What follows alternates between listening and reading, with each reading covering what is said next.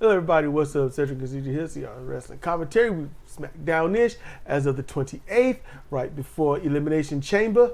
And we're going to just jump right in on this.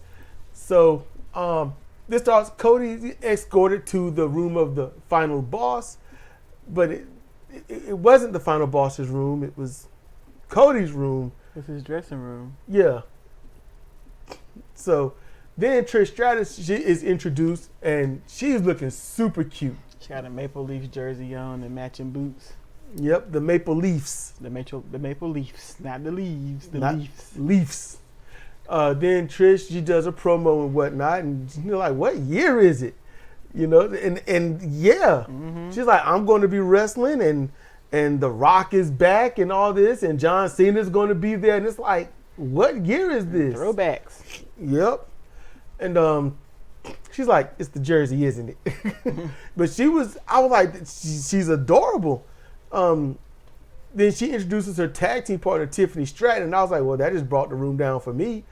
And then they say it's Trishy Tiffy time at the same time. They were enjoying their moment. And it was amazing how you could tell they had been working on it for a while. But they did it, and I was like, that's some serious stereo going. Yes. It was so spot on. Then Chelsea Green, Piper Niven come out, so we skipped all that crap. And Chelsea and Tiffany have a match, and Jax and Candice, they attack the baby faces, and then it's over. So all this talks about who the United States #1 contender should be, because there's a fuss about it. So he found 6 people and made matches with it, and Solo was in it. So I'm like, that's a bad thing in my mind. Jacob talks to Solo and says that kick last week was an accident, man. You know? Yeah. I had to laugh about that. I was like, man. I was like, we can do this all day, man. Yeah. And so Solo wants Jacob to get things done and show Jacob just how much he loves him. You know, and Jacob is looking like, man, you have no idea. Your time was up 2 weeks ago. Because Solo supposed to originally be in this U.S. #1 contendership thing, but he gifted it to Jacob. Yep. And so Solo and Tama, they look at each other, and a few of the fans can be heard doing Tama's catchphrase. Just a few of them. You can hear it. It'll catch on. Just gotta let Tama talk more. And look, I was wrong, man. I was like, ain't nobody that ain't gonna get it, you know. But I was wrong. I like being wrong, so you know that's fun. So. U.S. contender match, Andrade versus Jacob Fatu. And I was like, this busts Jacob down from top tier to mid card. Meanwhile, while the intros are getting, Andre came out, Cody's giving treats and compliments from the final boss. R-Truth scares him from the couch, and he's treated to a spread of food. And R-Truth, that's the funniest dude in wrestling. Yeah, he funny. That's the funniest dude in wrestling. He standing over Cody's shoulder eating shrimp. He told us, like, man, because you don't want to be shellfish. And he popped the crowd with it. He popped the crowd. I was like, seriously? So in the ring, Jacob, is Andrade versus Jacob, and you can tell Jacob was calling this match. Jacob called this match. Made both of them look great. Yes, that was a good match. And see, this is what I'm talking about to those out there. Because Jacob, he led the match. He didn't have to carry dude. Because Andrade's good. There you go. Andrade is used to the ring and whatnot. He's a professional wrestler. When you're not used to it, you're going to get carried. But it's all right because you're learning. You got to get your timing and all this. Different atmosphere, you got to learn it. And so Jacob, like I said, he called that match. The fans cared only about Jacob as they chanted his name. And some of them got on their feet to see that BME. Yep. And he did it. And because I said it right. I was like, I called it Wolf's Rain.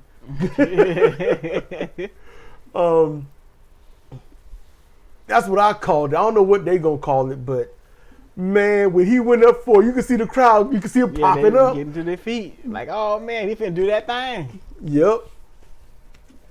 So Los Garza versus Street Profits with title contention implications, and then DIY they beat down the Street Profits and Los Garza. Then and Los Garza attacked DIY. They got beat down and Pretty Deadly run in and they beat down the Street Profits, but then they get beat down by DIY, and she was like, "Oh my God!" It's like what you said. Just throw them all in there. Throw them out there, get out of my face. Just go out there and fight. And I was like, "Where in the hell are they?" And then the Motor City Machine Guns come in. Wait, and then Motor City Machine Guns come in. Can't put it in. There's no D. There's no D. They run in and beat down DIY. So all 5 teams attack each other with some doing dives. And before it ends, Montez Ford swings at Alex Shelley, which was a hell of a swing.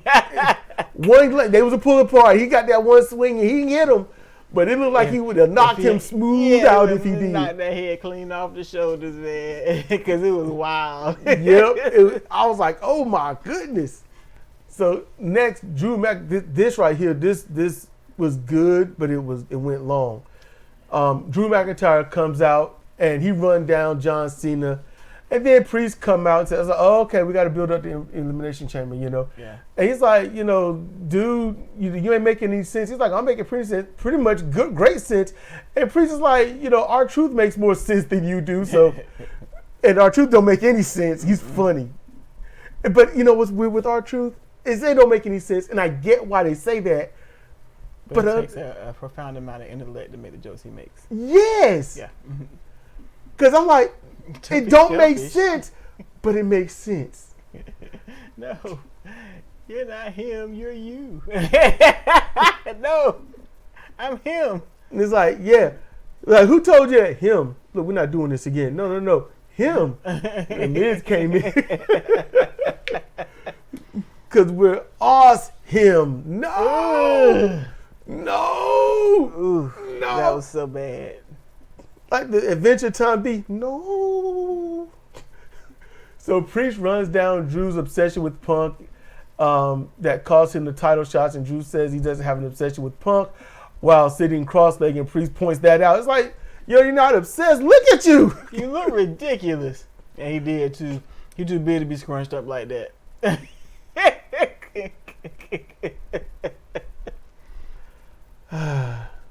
I was sitting on a chair like that once, and then back in the day, friend was like, "Why are you sitting like that? You look weird." I was like, "Can you sit like this?" Stopped all that argument. So Priest sets up a fight for the moment. Drew's like, "All right, we can do this." I love how Drew did that. And then suddenly Seth Rollins show up, and I was like, "Why is he dressed like a girl?" Oh my goodness. That's what I thought. And I was like, "But he's pulling it off." Seth Rollins is exhausting. He is exhausting. Seth Rollins is unique. He's the only wrestler that'll come out and do a promo, and you're just looking at him. Then when it's match time, when he come out, he looks nothing like that. Nothing. You think it's just two different people. He pulls off Superman and Clark better than Superman and Clark. If you say so. What? He don't. Okay. Clark, you want to get Superman? Hair coat to the other side, take the glasses off. That's it. Yeah. Seth, you put Seth Rollins when he come out with his man bun and whatnot on, and then you put him next to him in the ring and wrestling, they're like two complete different people. If you say so, I say so, so it is. Damn. He is exhausting. What makes him exhausting? It's like he didn't know what else to go with, so he went with flamboyant. Okay, cool. Flamboyant's a thing. Many wrestlers have done it. Okay, fine. And then he pulls it off though. He looks good. I don't buy him. I don't buy his promos. I don't. Stop trying to buy people. It doesn't. What's wrong with you? Come across to me. What year you think this is? Shut up. It doesn't come across to me. He's exhausting. especially when you realize that he can't promo without a script. That's what made the exchange between him and CM Punk abysmal, because CM Punk is just talking. And Seth Rollins from the 3rd grade is trying to remember his lines. Here you go. Am I wrong? Tell me where I'm telling lies. Is Seth your new Tai Chi? So if that's the case, I got a lot of Tai Chis on this show, but you tell me where I'm telling lies, because I ain't done. Keep going. Punk says that Seth looks like an oven mitt. Yes, I was like, he like a quilt. That's what I had settled in my mind. He like a quilt. And then he said oven mitt. I was like, oh, that's it. He looks like an oven mitt, man. The timer just went off. It's time to get the cornbread. Give me your pants. Punk points out that Drew and Seth are obsessed with him, and he's obsessed with WrestleMania. He's like, y'all obsessed over me, but I want that. Yes. That's what I care about. Yes. So, and Punk comes out, and he and Drew sounds like the most genuine people out there. That's what I like about that. Priest is good too. Priest is good, but you can tell he just stepped into a situation. He's part of a thing. He just stepped in. Yeah, it's like he sounds very conversational and is very relatable. And Drew complains. It's like, dude. He's got to. He's the heel. Yeah. But he complains with truth. He puts truth in it. He don't put any lies. He does. That's what I like about Drew. He's not lying. And that is the job of a heel. The heel is either supposed to not lie at all or say such a truth bomb that all the lies seem true. Yeah. That's the job of the heel. Y'all need to know that. So Drew told Punk, it's been 6 months. You due for an injury. That was funny. Punk can't keep himself in one piece for very long. Priest tells Drew that after he beats him down, he's just going to complain on the internet. Yeah. And then John Cena's music hit and it's Logan Paul. He's like, to a chorus of boos. He's like, oh, y'all thought it was Cena? And I'm like, okay.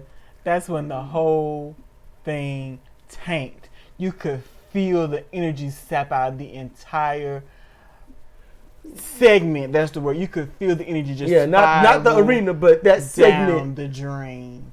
The crowd was like, the wrestlers were like, booing. No, they were booing. They were mad. Yeah, but the wrestlers were looking like, why? Fucking guy. You could see it in every single one of their eyes. Yes. This dude. And that was when he first started talking, and then he kept talking. And he runs them all down. So he wants to be the mega heel. He runs them all down per the script he memorized. Paul calls himself, he called them and himself a full-timer. And this is just after he got back after a few weeks. He's been gone. He shows up every few pay-per-views. And then he comes back and calls themselves full-timers. I'm like, bruh, you just got back from hiatus. Calling yourself a full-timer. And then Punk tells him, that if you're going to be this boring, then the chamber you're not going to be ready for the chamber. And he's like, and Paul has to ignore him to stay on script. Yes. And then ask him, how's your job? Punk says, well, let's find out. And he's like, Punk starts going after him. And Punk has his, I want to really hurt you walk. Yes, but Punk is also saving the segment. Yes. Because he could feel himself being washed down the drain. So nobody else is going to start talking. No one else is talking. Because everybody else is following the script. Yeah. So Punk had to think for himself and say something. Yes. Because they all got to wait for him to say his thing and run everyone down. And then after that, somebody's supposed to do something. And Punk is like, no, bro. You're not doing this. Because Punk said what he said, and then Logan just kept going like Punk didn't say anything. He didn't say anything. He didn't. The same thing that you pointed out when him and Seth were going back and forth in the ring. It's like, I just cut you down to your DNA, and you just went on like I didn't say. Else. Yeah. When LA Knight and The Miz were in the ring, that won't scripted. That won't scripted. Miz backstage dealing with Hayes, that's scripted. Yeah. You know, and I'm sure he's coming up with some of his little zingers, but by and large, it's almost cookie cutter. You could put this week with the week before, and it's the same very short material. Mm-hmm. But when he and Knight were out there, they were off the cuff, man. Yes, and you could look at their eyes and their posture, and you could see it. I could say so much worse, but I'm not. Mm-hmm. And they were. Y'all can go back and watch that. They were daring each other. It was like, if you say this, if you say anything in that realm, I'm gonna say this over here. Yeah, it's gonna happen. So I enjoyed that. So U.S. title contention match, LA Knight versus Santos Escobar, and I was like, okay, you're gonna beat him for a fourth time. A really good match with a few odd hiccups, but nothing serious. Yeah, it was a good match. It was like Escobar, you know, the timing was a little off with his recovery. Knight had to pull back a suicida, and he had to dive through the ropes, and he had to knee die out there to save himself. Like, what in the world? It looked really odd, but I've seen that save a few times in wrestling, and I've seen it in the Olympics a couple of times. So it's a thing to kill your momentum so you don't go flying forward and break your neck or shatter your head on something. For this case, the announce table. So you gotta stop doing stuff on that side of the ring. Yeah, y'all gotta elsewhere and work your way around, because y'all is waiting for someone else to get injured. Let's see. And the match ended with a capture snapmare driver pinned by Knight, and which looked good. Escobar did good. This match was the best that I've seen of Escobar. You know, I actually gave a damn. You know, I don't know, maybe it just caught me in the right mood. Sami Zayn, he comes out, and Owens, he's in a different arena. They talk about injuring each other and families not forgiving each other and not helping each other's family, yada, yada. I didn't care. I didn't give a damn. The Miz and Hayes talk, and Hayes being accepted by Miz's, he's accepting Miz's oddities. Miz finds Cody, and Cody kind of stepped in the scene and talked to him about doing the right thing and accepting The Rock's offer, because if he doesn't, someone else will. And which The Rock would he would probably go after Gunther then, but he's going after Cody, and I get it. So okay, another U.S. title contention match. Braun Strowman versus Carmelo Hayes. This will be the third match that we've seen on TV. Mm-hmm. Hayes lost the first. He got lucky for the second. It was a count out. Mm-hmm. And then in this one, Tama runs in, distracts the ref, so Solo can hit Braun from behind with the chair. The shot had no effect. Braun beats him down with the chair. The ref sees this part of it, and the reason there is no DQ is because the ref must see the illegal person successfully attack the participant. It just looked like Braun was beating on some folks on the outside. Yep. So for those that don't understand the certain rules, because how wrestling has portrayed things, that's the rule. So the guy wasn't successfully hitting Braun. If Braun picked the dude up and he hit Braun, then it'd be a DQ. Yeah. And Braun would have won the match. Braun shoves Tama over the table. Hayes takes the chair, hit the mat, tosses the chair to Braun. He's looking like, what? And he gained the DQ win. He fell out. I was like, he pulled an Eddie Guerrero. He fell out like he was, oh, the pain. I'm dead. That's the way he fell out. Yeah, holding his head, he just went flat. Like, oh, it's over. It was like a toddler playing dead. I died. It was good. Braun goes after Tama, power bombs him in the ring. I'm like, okay, you got your frustration out, but it changes nothing. But I get it. Then Liv Morgan, Raquel Rodriguez, and Roxanne Perez go against Bianca Belair, Naomi, and Bayley. Perez wins with the Yoshi Tonic on Bayley. Post-match run in and attack, and it is over. And here's the thing is, the champs lost the belts 4 days earlier and are just so happy to come out and have a good fun match. I lose my belts, I ain't coming out having fun. I'm not going to be bouncing, not going to be skipping. I'm coming to the ring and it's business. It's going to be some business. That's what I'm just saying. You might as well close your eyes and think of Christmas. Huh? Because it's happening. It's going to hurt. But, you know, they're just so happy. Yeah. Another U.S. title, number one contender, triple threat match, final match, all the winners against each other. Jacob Fatu, Carmelo Hayes, LA Knight. And I was like, LA Knight is going to win this because everyone else is a heel. And I agree. And you need babyface versus heel no matter what. So you got to get his stuff back from Nakamura. And Nakamura has not been a moving champion at all. So take it off Nakamura or do something else and Nakamura win. But Nakamura should not win flat. And if you lose to LA Knight, good, push LA Knight. But if LA Knight wins, they're going to use LA Knight to feud with whatever this thing is of the remnants of the bloodline. That's all. That's how I see that's gonna go down. But it was a good match. They did a 3-way match really well. Jacob maybe got his bell rung when he couldn't get his footing after Hayes was thrown over the rope onto him by Knight. You could see it. You know, Jacob Fatu his body just wasn't going to cooperate. Mm-hmm. It just won't. I've been there. I know that sensation. You got to lay there for a while, get your stuff back. That's what you got to do. And he really he got back in the match, but he won't. All there. Yeah, he won't all there. So I would honestly say 2 or 3 days, he'll be perfectly all right. Because it won't enough to keep him down, but it was enough to keep him wobbly. Mm-hmm. You know, Jacob, he pins Hayes after Knight pins Hayes after Jacob hit the BME and was pulled out of the ring by Knight. And Knight had to pull a heavy load. Yeah. And Jacob was moving, rolling left and right to get as much weight off the mat. So Knight, because he can't scoop with his elbows, it would show it too much.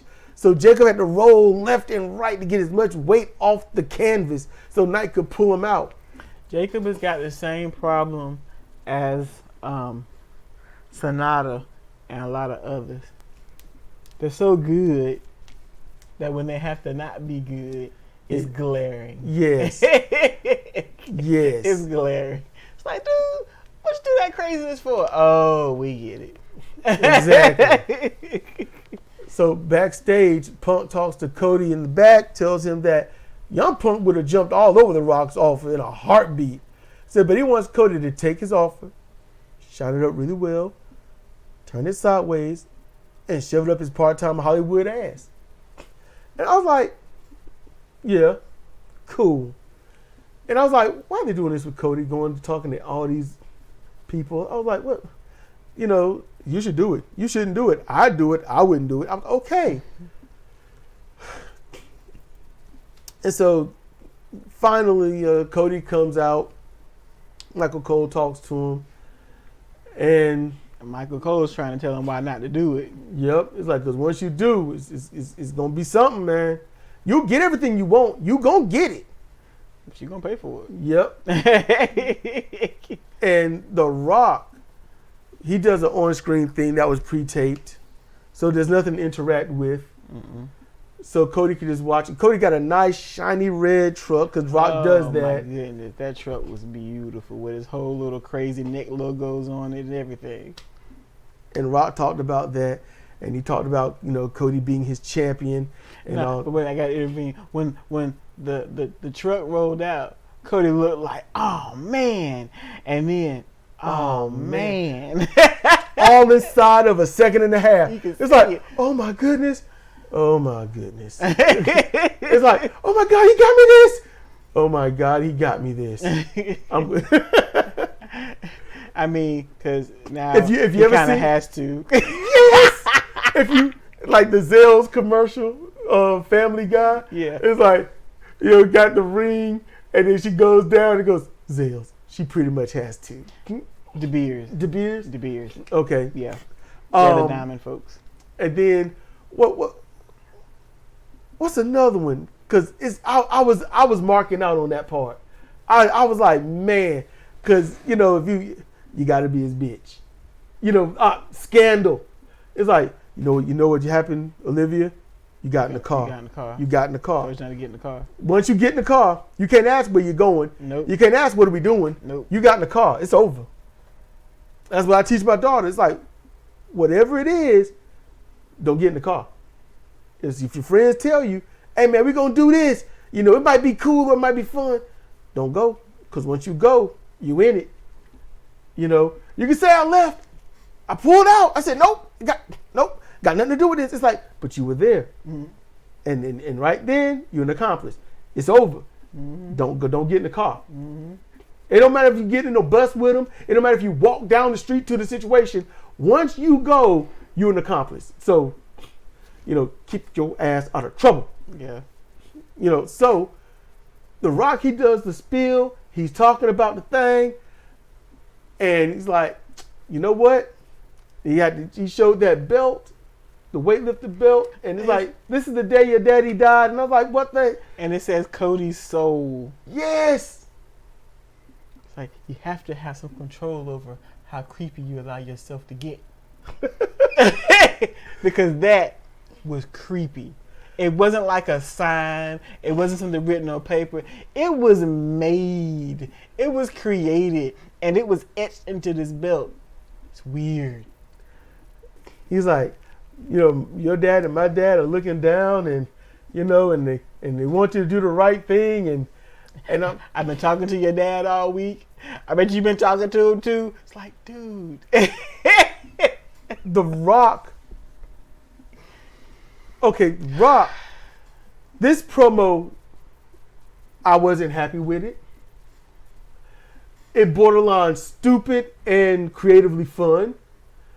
The Rock has a habit of, I'm going to mix everything that should make you say no with everything that make you say yes. Mm-hmm. It's like, I slapped you across the face to kill that poisonous bug. I saved your life. But I really wanted to hit you. But I wanted you to live too. And it's like, man. I'm quite sure he's doing that on purpose. Yeah. So that you can look and feel the way Cody was looking and feeling like, I'm sick. I don't know what to do. And Cody can't really react to this because you got to watch the screen. Mm-hmm. And they show Cody at moments and he's just looking like, oh, man. And I'm like.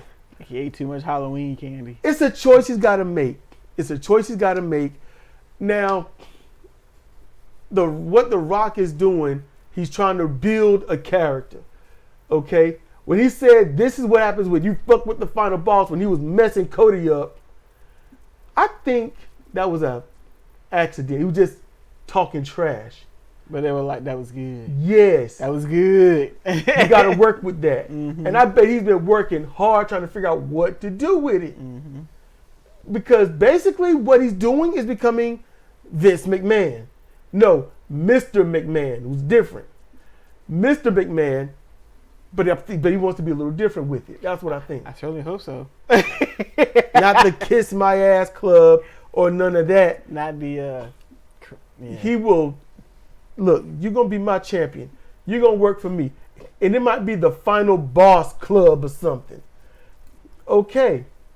He get his people, he gets his picks, and they start winning matches, a new stable, yada, yada, yada. Okay, that might be cool. But if you're a part-timer in this industry, you can't do that. You can't just, I got my 4 or 5, and they go to either show. It don't matter if it's SmackDown, Raw, NXT, Velocity, or whatever the hell. It don't matter. If your crew is there every week and you come around every month to 6 or 8 months, that ain't workable. Not unless you put yourself in such a position where they dare not cross you. For example, support your local sheriff. They had a jail with no bars and no doors. So he took some red paint and put it right there where the bars are supposed to be. And then it dried and he locked the man up. But he had no door. And he's like, why you gonna keep me here with no doors? Well, you know, you see what happened to the last one that left. If you can plant that seed well enough, you don't have to be there. It's called parenting. Actually, it's called power struggles in all of life. Yeah. Like you in class and you mad at the teacher, you want to get up and leave, but you're afraid of the consequences. It's like, what was it, Eddie Griffin standing on the corner? Don't go to the next block. He knew his mom couldn't see him, but he knew she'd know. Yeah. So only if he's able to establish that will that work. Otherwise, Here's another one. He establishes the group, and the group has a leader, which will be the champion. mm-hmm. It will always be the champion. Whoever in that group is the champion. And then The Rock can be like, I told you what to do. This is your mission. You make sure he keep that belt at all costs.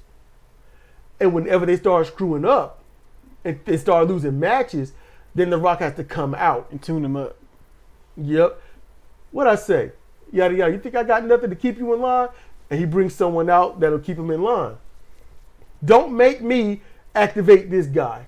Or he has punishments in line like, you know what? You're going to work these next few matches for free. Your pay is going to that guy because that's who you messed over. Don't mess with me again. Or he just haul off and whoop the Yeah, just come out and hit him with a chair and be like, didn't I tell you not to mess up? Tell you? I gave you an order. Why didn't you fulfill it? You know, something. There's some ways to do it. We're gonna have to And you don't have to be there every month. Yeah. It's just they do well. They start falling off. He got to show up. Mm-hmm.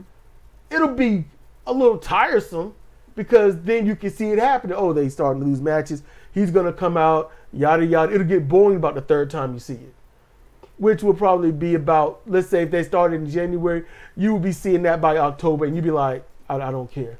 The Rock, this is his third time showing up and it's only for this. Now I'm bored with it. Only if it's spectacular.